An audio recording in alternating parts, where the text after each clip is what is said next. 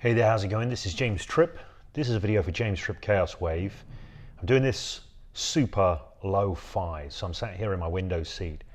I've got no tripod because I'm heading over the border to England tomorrow and my wife has already packed up my tripod. Probably not really going to do much by way of editing on this. I just wanted to make a video because I made a few videos for YouTube, for Facebook today, some Facebook groups, and I've said some things on Facebook that have been on my mind that I've not been saying for a while. In fact, it occurred to me that on YouTube and on Facebook, and just generally on social media, I've been laying low. For quite some time, I've been laying low. I've popped up occasionally, put a video out here and there, but pretty much I've been laying low. Now, this is a crazy thing because in my professional work, I end up coaching a lot of independent practitioners, okay, what I call independent life path creators, people who are going out there, they're making differences in the world. And one of the principles that I coach people on is the idea of the conversation you're having with the world, having a difference-making conversation, expanding that out into the world, you know, and this is how you create in the world, create through dialogue, really. This idea of creation through dialogue. And excuse my daughters shouting in the background, and they have every right to do so. Yeah, this kind of thing about creation through dialogue, and it's something I've done for years, but I stopped doing it. In fact, over the last year, I've been saying to people, you know, something's gone off with my brain. I've got this kind of brain fog going on, and I've had no idea what it was. I wondered at one point, is it long COVID? Is it this? Is it that? The honest truth is I don't know. But here's something that I do think may well be a contributor to it. I think it's just simply that I've been laying low. Here's one theory. This last year, it's been crazy. I mean, like here in the UK, we've been locked down for much of it. Here in Scotland, they've just lifted the lockdown. And you know, we're free to travel across the border now, because I'm from England, obviously I'm not Scottish. So we're going to go down and see family tomorrow. I mentioned this already. But you know, it's been a kind of weird old time because the news has been full of stories that present figures in strange ways, right? And there's a lot of different sources of information and a lot of different people with a lot of crazy conspiracy theories, and then there's a bunch of other people that are just kind of eating up whatever they're told to do. I mean, here in the UK, people are really being told what to do. Some of my friends in the US cannot believe the degree to which you know, we are being dictated to, legislated to with regard to our individual freedoms and this kind of thing. Now, by the way, I want to say right here, I'm not coming out here with a big, strong position. I have my thoughts, I have my feelings, I have my hunches, I have my intuitions, I have my values about what's important for us as human beings. I even have my shoulds and my oughts, what we should and ought to be allowed to do, what choices we ought to be able to make for ourselves, you know. And I'm aware that there's not just a bigger picture, there are bigger pictures. This is the problem. There are a lot of different perspectives and not all of them get to come into dialogue. Now, what do I mean by that? What do I mean by dialogue? What I mean is the physicist David Bohm, the theoretical physicist David Bohm, he had this notion of something called dialogue. Dialogue is a way of generatively engaging through words. Dia means through. In ancient Greek, logos, dialogue, means through words. Through words. He had this idea of dialogue as a generative practice, something that he distinguished from discussion, which has the same root as percussion or concussion. Okay, this batting backwards and forwards percussively of ideas.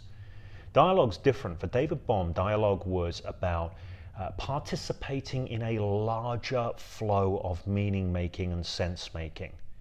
It wasn't about standing in positions and defending them. It was about exploration in the realm of meaning making. And it was about an emergent larger mind that occurred between individuals when they entered into dialogue. Okay.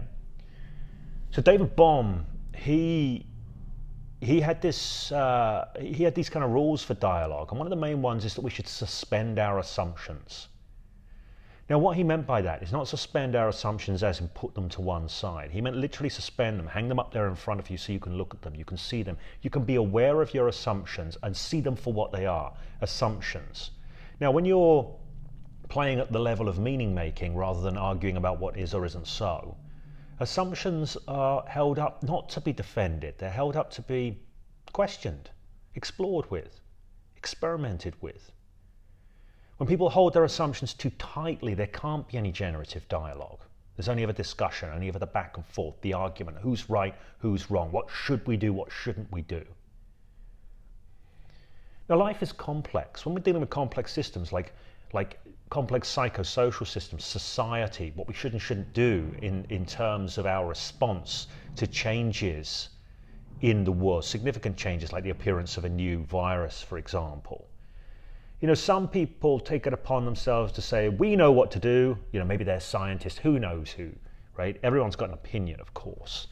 Some people pose as experts and they act as if they are not coming from a set of biases, that somehow they are scientific, therefore not coming from a set of biases, acting as if they are not operating from sets of values, from rigid sets of values, right, that discount other sets of values. Dialogue doesn't get to happen.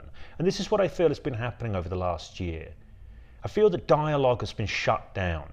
There's been some discussion, there's been some argument, there's been some polarization, who's on what side of what fence, but there hasn't been much discussion. Now, I value discussion. I value dialogue, right? So there hasn't been much dialogue. There's been a lot of discussion, but not a lot of dialogue. I really value dialogue. I really value taking different perspectives, exploring in the realm of meaning making. I really value engaging in sense making because it's not clear cut what we should and shouldn't do in life, what's good, what's bad. Right? There is a challenge of sense making. But when people are not allowed to engage with that, or when they're discouraged from engaging in that, when instead of there being dialogue, there is only discussion, there is only polarization, problems come about. Now, here's the thing. I'm going to hold my hand up and admit to being guilty. Admit to being guilty of choosing the easy life. I used to enter dialogues knowing that they could easily be taken as discussions. I used to enter dialogues willingly, openly, fiercely about all manner of things. Okay, I'm known as a hypnotist, as a coach. I'm largely operating with human beings in the realm of meaning making, how they organize their reality, the sense they make, how they show up, how they engage with the world. Our culture and the information sources and the frames that are being laid upon us, the narratives that are being laid upon us by the wider world are hugely significant in that, but I have been saying nothing. Nothing. And why have I been saying nothing? Well, I've been saying nothing because, you know, as I say, I used to enter these dialogues fearlessly, but I got tired. I got tired of them turning into discussions. I got tired of them turning into arguments. And perhaps I wasn't sophisticated enough myself to keep things in the realm of dialogue and out of the realm of discussion, the percussive discussion. Maybe that's my failing, and I hold my hands up to that. But what I did is I've gone dormant for a year, right? There's a whole bunch of things, a whole bunch of thoughts that I've been staying away from that I traditionally wouldn't have done. And I think it's had a negative effect on my brain, just from my own, you know, the own perspective of my own well-being. I think my brain's got less sharp, I've got fuzzy, as I've been there, laying low. What's the term I'm looking for? Dormant. It's like I've been dormant, like a seed might lie dormant under the ground. Okay, like I've been hibernating. A couple of days ago, I was having a conversation with somebody who's been in one of my coaching groups recently. It was a follow-up call from the coaching group. I'll mention who this person is. I think she won't mind me saying. She's called Claire Standen. She's an excellent coach in her own right who lives in Scotland. And I admire Claire a lot. I love how Claire attacks life, attacks the world, and I love how she challenges herself all the time and steps beyond that. And we had a conversation about being out there in the world and talking about things that are not necessarily going to be popular to talk about. They're going to be cutting against the grain, that are going to upset a lot of people. And of course, we apparently live in times where one might argue there's a sort of culture of offense out there. There's a lot of people ready to take offense at things. And I think that's partly what I've been avoiding. I got tired of the people taking offense, that sort of thing.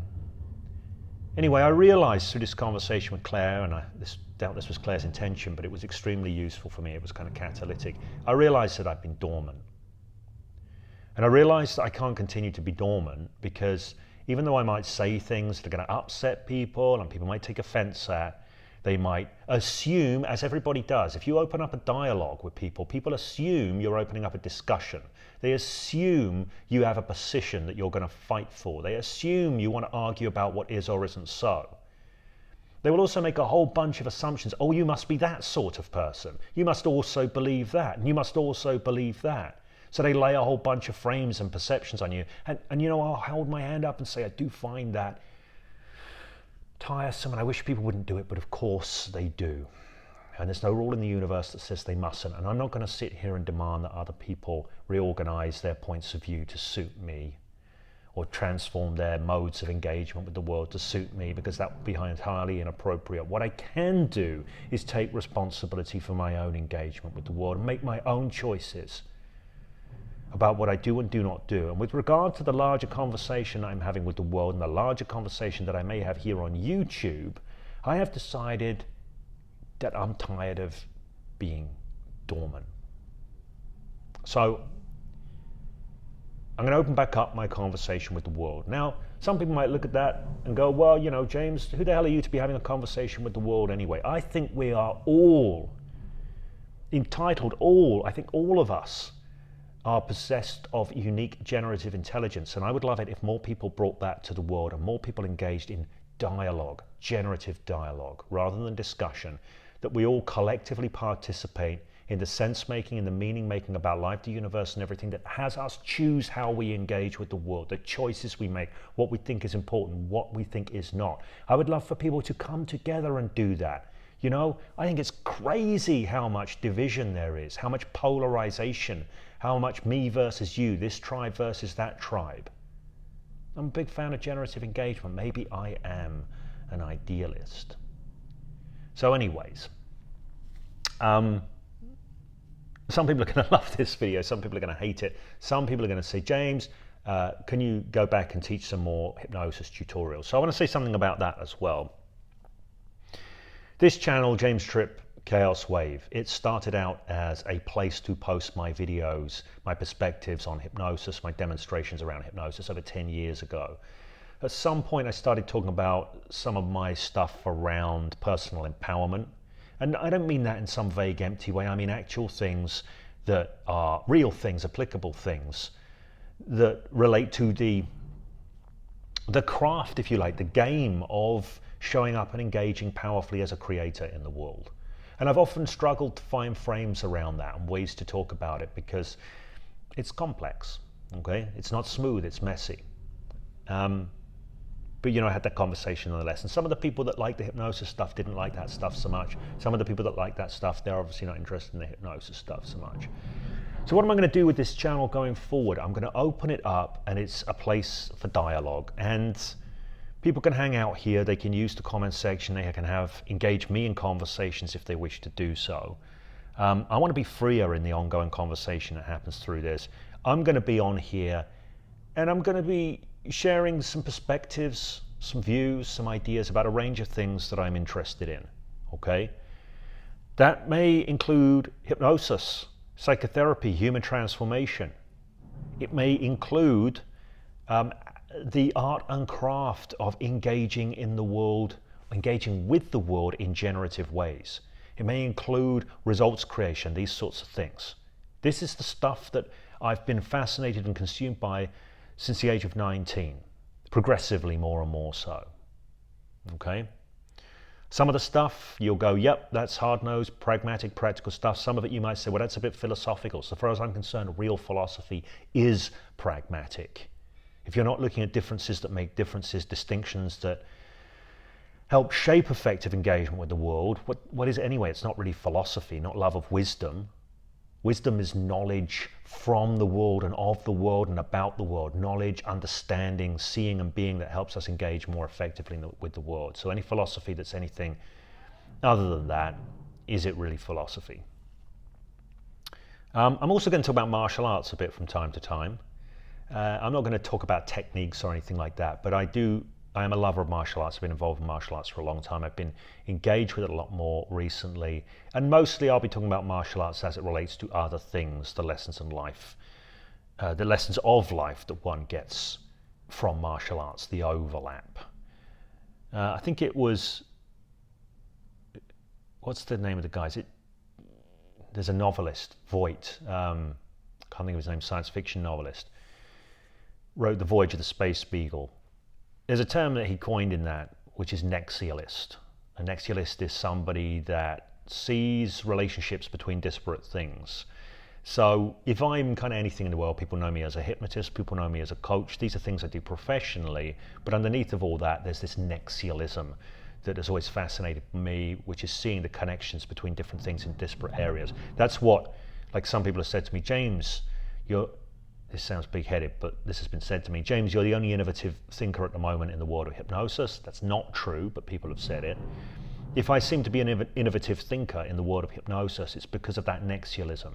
It's because of drawing understandings from other areas, like improv theatre, which I've spent time with, and martial arts and these sorts of things, and drawing those into the area of hypnosis. And with regard to my coaching work, one of the things that shapes how I approach coaching is how much hypnotic facilitation I bring into that, although I don't mention it that way. So look, I'm going to be sharing thoughts, I'm going to be sharing ideas, I'm going to be opening up conversations. I would love there to be more dialogue through this this medium, through the YouTube channel. Anyways, that's enough. I've said enough for today. There's the traditional bit at the end that says if you like the video, give it the thumbs up. What does that even mean? It's a crazy thing. It's just pimping for the algorithm, isn't it? But if you want to do that, then do that. And but more importantly, if you've got any thoughts on this, if you've got anything to say, engage with me through the comments section. That's what I would love, you to engage with me through the comment section. I would love for this to be a dialogue. If this channel's going to be anything, it's got to be a dialogue if it's going to be truly worthwhile to people. That's my feeling about it. If you agree, please do, engage with me through the comments. And of course you can subscribe. Of course you can hit the notifications bell, and that way the conversation can continue.